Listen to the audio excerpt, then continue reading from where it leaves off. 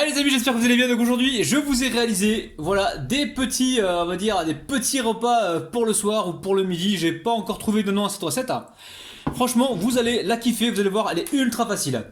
Mais juste avant, les amis, de vous montrer la recette, je vais vous donner donc la possibilité de gagner mon futur programme Cuisine Rapide qui sortira prochainement et qui va vous aider à cuisiner rapidement et bon pour toute la semaine. Un plan structuré donc à suivre pour ne plus rater donc vos recettes en cuisine, pour ne plus galérer. Le lien se trouve donc juste en bas de la vidéo dans la description. Je vous attends de l'autre côté. Allez les amis, go en cuisine, c'est parti. Alors la famille, vous avez le détail des ingrédients juste en dessous de la vidéo dans la barre d'infos. Je vais commencer donc à vous montrer la recette qui est super facile. Donc là, ce sont des pommes de terre déjà cuites les amis, déjà cuites. Donc là j'ai environ 5 pommes de terre, donc 5 pommes de terre moyennes. Je vais juste retirer la peau. Donc je vous rappelle que c'est déjà cuit les amis, d'accord?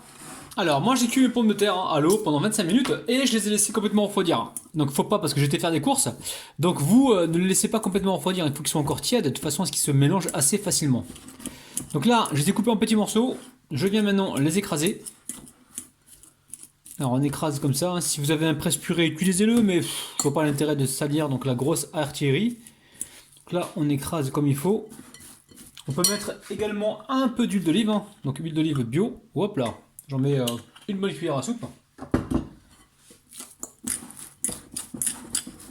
Voilà, on mélange et là je viens écraser. Alors, une fois que vous avez écrasé vos patates, on vient ici récupérer un petit peu de curcuma.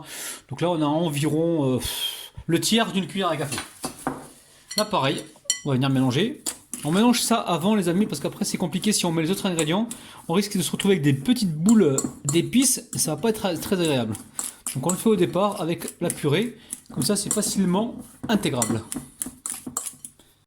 Alors une fois que c'est fait, on va rajouter ici le poivre, donc très peu de poivre. Le sel, j'en mets pas tout de suite, je verrai à la fin s'il y a besoin d'en mettre ou pas. Ensuite, ici je dépose le thon. Alors j'ai une boîte qui fait 140 grammes donc de thon net égoutté. Par contre, ne mettez pas le jus avec, retirez bien le jus du thon parce que ça va vous liquéfier la purée et c'est pas du tout ce qu'on recherche. Donc on égoutte le thon. Voilà, on va venir mélanger. Voilà, on va pouvoir ajouter donc les 2 tiges d'oignon que j'ai coupées en petites rondelles.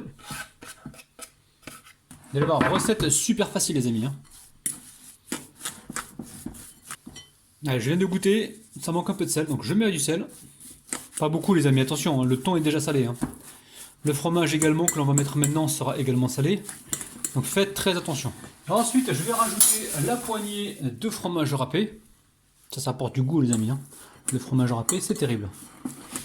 Allez, on va pouvoir y ajouter du thym citron. Donc on va mettre quelques petites brindilles, quelques petites feuilles. Donc le thym citron, vous n'êtes pas obligé, si vous n'en avez pas, vous n'en mettez pas les amis. Bon, j'en avais un petit peu, donc je me suis dit je vais l'utiliser. Après vous mettez du thym, vous mettez du romarin, vous mettez ce que vous aimez, il n'y a aucun problème. Ça apporte une petite touche citronnée. On va d'ailleurs rajouter un petit peu de citron en parlant de touche citronnée. Ah, vous mettez un demi-jus de citron, un petit citron. On ne gâche rien avec Rapinou. Hop, là, on va venir racler comme ça, là. Et les amis, quand vous faites ça, vous récupérez pas mal de jus. Allez. On va venir mélanger. Et là, maintenant, on va mettre de la chapelure. Chapelure. Allez, combien je vais en mettre la chapelure? Vous avez vu, c'est une recette que je fais qui n'est pas préparée, en fait. Je vois à l'œil, en fait, ce dont je vais avoir besoin. Allez, on va mettre une cuillère, 2 cuillères et 3 cuillères à soupe. 3 cuillères à soupe. Et là, on va pouvoir mélanger. Ça va absorber donc l'excès d'humidité. Et après, rien ne vous empêche de goûter la préparation pour voir si vous avez besoin de rajouter autre chose. Si vous aimez l'ail, mettez de l'ail. Si vous aimez le piment, mettez du piment. Il n'y a pas de problème, les amis. Personnalisez donc la recette que je vous propose en fonction de vos goûts. Alors très bien les amis, regardez bien, là j'ai des moules en silicone, j'ai aussi des moules à fond amovibles qui se détachent, que j'ai beurré les amis, d'accord? Donc là, l'idée c'est de ramasser de la purée et de venir comme ça l'étaler. Donc assurez-vous de bien étaler sur les côtés pour éviter de se retrouver avec des trous en fait au démoulage. Alors voilà, comme ceci les amis, vous faites exactement ce que je fais. Alors là, vous venez comme ça, hop, égaliser la surface, on retire l'excédent qui se trouve sur le côté, Et voilà, là on va préchauffer le four à environ 200 degrés, je sais pas à quelle température je vais le mettre pour l'instant, donc 200 degrés, je vais commencer par ça, et je vous dirai donc le temps de cuisson juste après. Donc je vais répéter la même opération avec tout le reste de mes moules, et on se retrouve donc juste après. Alors le four est en train de préchauffer à environ 200 degrés, je vais laisser cuire tranquillement, je vous dirai donc le temps exact juste après les amis. Allez c'est parti. Alors la famille ça cuit 15 minutes à 200 degrés, par contre vous surveillez parce que ça dépend vraiment des fours. Hein. Donc là regardez, j'ai laissé reposer, ça fait au moins 20 minutes que ça repose, parce que j'aime bien quand c'est voilà, quand c'est bien reposé, vous avez vu. Là vous réalisez des petites tartelettes, elles sont géniales. Après vous pouvez mettre un petit peu de, comment dire, de fromage frais par-dessus si vous le souhaitez. Donc je vais mettre ça sur une assiette. Je vais vous montrer également les celles-ci, là, celles qu'on a mis sur le métal.